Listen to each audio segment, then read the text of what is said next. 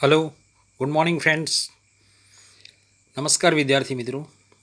Corona વાયરસને કારણે આપણે રૂબરૂ મળી શકતા નથી, એટલા માટે આપણે ઓનલાઈન અભ્યાસક્રમ સ્કૂલ દ્વારા ચાલુ કરવામાં આવેલો છે. તેના ભાગરૂપે આજે આપણે સ્ટાન્ડર્ડ 12 ગુજરાતી ચેપ્ટર નંબર 1 ક્રોધી સ્વભાવની જીતવોને ગંગા સતીએ લખેલું છે. એ કાવ્યને આપણે સમજવાના છે.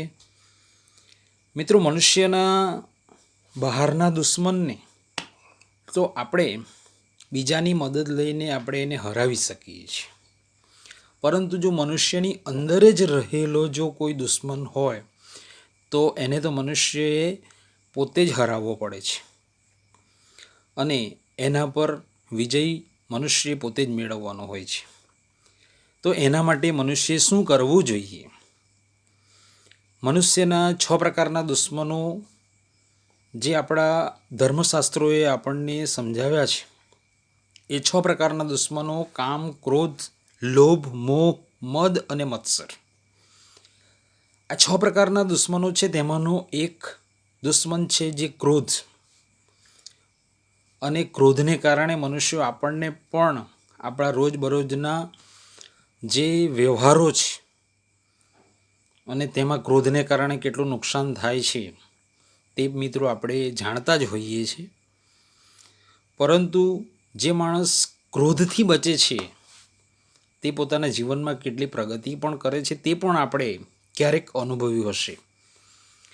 અને આ ક્રોધરૂપી જે મનુષ્યનો દુશ્મન છે તેના પર આપણે કેવી રીતે જીત મેળવવી જોઈએ તે ગંગા સતીએ આપણને આ કાવ્યમાં સમજાવ્યું છે. ગંગા સતી ગુજરાતના સંત સાહિત્યોમાં એક સંત કવિત્રીઓનું નોંધપાત્ર પ્રદાન આ ગંગા સતીએ કરેલું છે. એમનો જન્મ ભાવનગર જિલ્લાના રાજપરા ગામમાં થયો હતો. એમના પિતાનું નામ ભાઈજીબા અને માતાનું નામ રૂપાળીબા છે. એમના લગ્ન થયા પછી એમના સાસુ સસરા તેમજ પતિ પણ એક આધ્યાત્મિક ભક્તિ ભજનવાળું વાતાવરણ હોવાને કારણે ગંગા સતીનો જે એમના જીવનનો જે વિકાસ, આધ્યાત્મિક વિકાસ જે હોવો જોઈએ તે વાતાવરણ એમને પૂર્ણ મળ્યું. અને એને કારણે એમની જે રચનાઓ છે, એમની જે કવિતાઓ છે, એટલે એકચ્યુઅલી આ તો ભજન છે અને ભજનો જે છે તે પદરૂપે રજૂ થયા છે. અને એ આ ગંગા સતી એમની શિષ્યા જે છે એ પાનબાઈને ઉદ્દેશીને એમના જે અંતિમ પડાવ વખતે, એટલે કે એમના ઉત્તરાર્ધમાં, એટલે એમના જીવનના ઉત્તરાર્ધમાં એમણે 52 પદો જે લખ્યા છે તે એમની શિષ્યા જે હતી પાનબાઈ અને એમને ઉદ્દેશીને એમણે લખેલા છે. જેમ કે એવા ઘણા ઉદાહરણો છે. વીજળીને ચમકારે મોતીડા પરોવો પાનબાઈ, મેરુ રે ડગે પણ જેના મન નો ડગે પાનબાઈ. મેરુ એટલે પર્વત, પર્વત ડગી જાય પણ મન ન ડગવું જોઈએ. એવા કેટલાઓ ઉત્તમ રચનાઓ આ ગંગા સતીએ આપેલી છે. સિલવંત સાધુને વારે વારે નમીએ, એટલે સાધુના પણ કેવા પ્રકારના લક્ષણો હોવા જોઈએ તેના વિશે પણ આ ગંગા સતીએ લખેલું છે. ભક્તિ કરવી હોય તેણે રાખ થઈને રહેવું. રાખ એટલે ગરીબ, બરાબર. ભક્તિ કરવી હોય તેણે રાખ થઈને રહેવું. પીવો હોય તો રસ પી લેજો પાનબાઈ, વગેરે એમના લોક પ્રસિદ્ધ પદો છે. એમાંનું એક આ ક્રોધી સ્વભાવને જીતવો, તેને આપણે વિસ્તારથી સમજીએ. આપણા ભારતીય ધર્મશાસ્ત્રોમાં જેને સડ રીપુ, રીપુ એટલે દુશ્મન અને સડ એટલે 6, આ 6 પ્રકારના જે દુશ્મનો છે તે કામ, મિત્રો આપણે કામ તો જાણીએ છીએ. ક્રોધ એટલે કે આપણે ગુસ્સો કરતા હોઈએ એને. લોભ એટલે ઘણું બધું મેળવવાની જે લોભ અને લાલસા છે તે. મોહ એટલે કે ઘણી બધી વસ્તુ મેળવવા અથવા આપણે જે મેળવ્યું હોય એના પ્રત્યે આપણને રાગ રહે છે તે. મદ એટલે અભિમાન અને મત્સર એટલે ઈર્ષ્યાવૃત્તિ. આ 6 પ્રકારના જે દુશ્મનો છે તે મનુષ્ય માટે ભયંકર ગણાવ્યા છે. અને તે પૈકીનો એક આ ક્રોધ છે તે તે આ પ્રસ્તુત ભજનમાં એટલે કે આ પદમાં ગંગા સતી પાનબાઈને ઉદ્દેશીને લખે છે. આપણે આ ક્રોધને જીતવો જોઈએ, કેમ કે આ ક્રોધ એ મનુષ્ય માટે ખૂબ જ ખરાબ છે.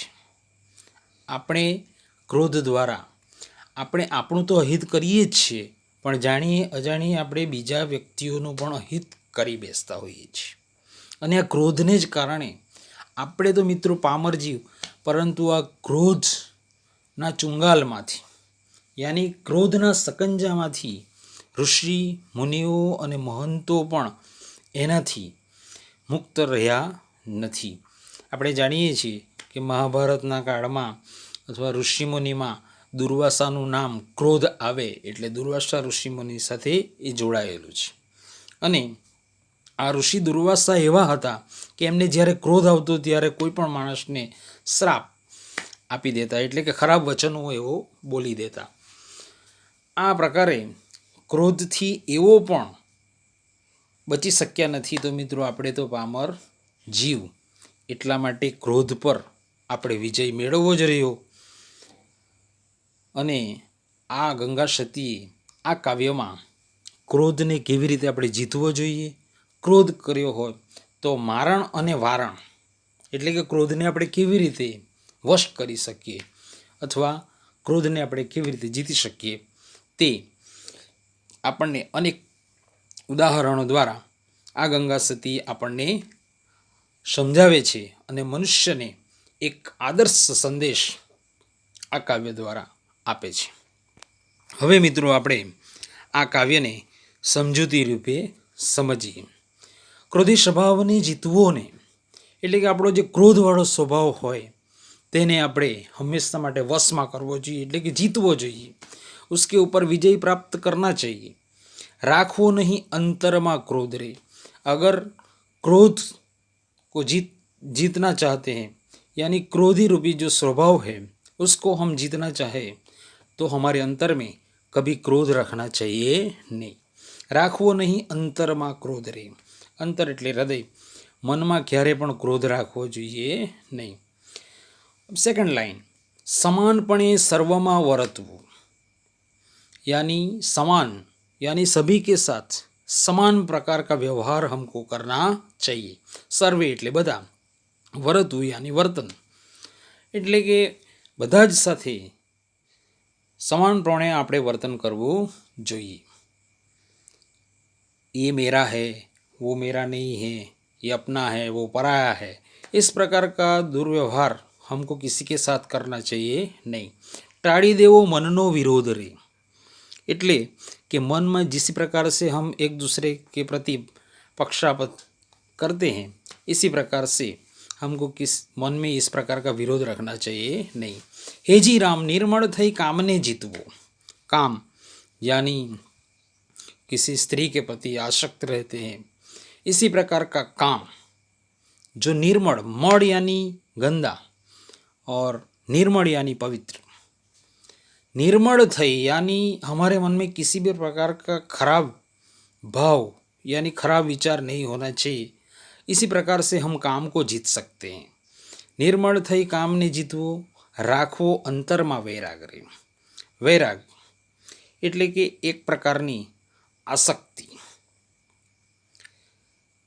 जगतना वैभव ने मिथ्या जानीने, यानी जगत में इस प्रकार का वैभव यानी धन संपत्ति ऐसा आराम, जिस प्रकार की जो भौतिक सुविधा है इसको हम वैभव कहेंगे. उसको मिथ्या यानी किसी भी प्रकार का उसका मोल नहीं है, इस प्रकार का हमको जानना चाहिए. ताड़ी देवो दुर्जन नो राग, यानी दुर्जन के साथ हमको किसी भी प्रकार का व्यवहार करना चाहिए नहीं. हे जी राम, आलोक ने परलोक की आशा तेजी नहीं. आलोक यानी पृथ्वीलोक जहाँ हम रहते हैं इसको आलोक कहते हैं, और परलोक मतलब स्वर्ग. स्वर्ग में आलोक और परलोक किसी भी प्रकार की हमको आशा रख तजवी नहीं એટલે કે રખની નહીં चाहिए. રાખવું અભ્યાસમાં ધ્યાન રહે, यानी अभ्यास यानी भक्तिमय जो जीवन है हमारा, इसमें हमको ध्यान रखना चाहिए। राखो अभ्यास में ध्यान रे। તરણા સમાન સૌ સિદ્ધિઓને ગણવી। તરણા તૃણ એટલે કે ઘાસ, અને घासनी समान એટલે કે एक तिनके की तरह, इसी प्रकार का हमारी जो सिद्धि है, यानी हमने अच्छा पद प्राप्त किया है, बहुत सारी पोस्ट हमने ली है, हम बहुत बड़े हो गए हैं, इस प्रकार का अगर हमारे मन में अभिमान है तो उसको हमको छोड़ना चाहिए। हमारे मन में किसी भी प्रकार का उसके प्रति अभिमान होना चाहिए नहीं। તરણા સમાન સૌ સિદ્ધિઓને ગણી અને મેલું અંતરનું માન રે। અંતરનું માન એટલે કે અમારે પાસ, એટલે કે આપણી પાસે હૃદયમાં જે સિદ્ધિઓનું અભિમાન હોય તે પ્રકારનું અભિમાન રાખવું જોઈએ નહીં। હેજી રામ, ગુરુમુખી હોય તેણે એમ જ રહેવું। એટલે કે गुरुमुखी એટલે કે यानी कि जिस प्रकार से हम किसी आध्यात्मिक मार्ग पे ऊपर जाने के लिए किसी न किसी प्रकार का हमारा गुरु होना चाहिए, और गुरु के वचन के हिसाब से हमको भक्ति करनी चाहिए। गुरुमुखी होय तेणे एम ज રહેવું, यानी गुरु के आदेश के अनुसार हमको रहना चाहिए। વર્તવું વચનની માયરે એટલે કે ગુરુના વચન પ્રમાણે આપણું વર્તન કરવું જોઈએ, यानी गुरु के वचन के हिसाब से ही हमको हमारा वर्ताव करना चाहिए। गंगा सती एम बोलिया रे पानबाई, यानी ये पूरा जो भजन है वो गंगा सती को उद्देश्य के बोला गया है, और गंगा सती पानबाई को समझाते हुए ये पोएम उन्होंने कही है। गंगा सती एम बोलिया रे पानबाई એટલે કે ગંગા સતીની શિષ્યા હતી પાનબાઈ, એમને ઉદ્દેશીને આ બધું કહે છે। એને નડે नहीं जगत में कोई। अगर इसी प्रकार का वर्ताव, यानी इसी प्रकार का अगर मनुष्य पालन करे तो उसको जगत में उसका कोई दुश्मन होगा नहीं। એને નડે नहीं जगत में कोई, इसी प्रकार का એટલે કે આ પ્રકારનું કાવ્ય ગંગા સતીએ સમજાવ્યું છે। અને મિત્રો, આમાંથી આપણે ઘણો બધો બોધપાઠ લેવાની જરૂર છે। સરસ મજાનું કાવ્ય ગંગા સતીએ લખેલું છે। હવે મિત્રો આપણે આને જે આના સ્વાધ્યાયના ક્વેશ્ચનો છે તે આપણે જોઈએ।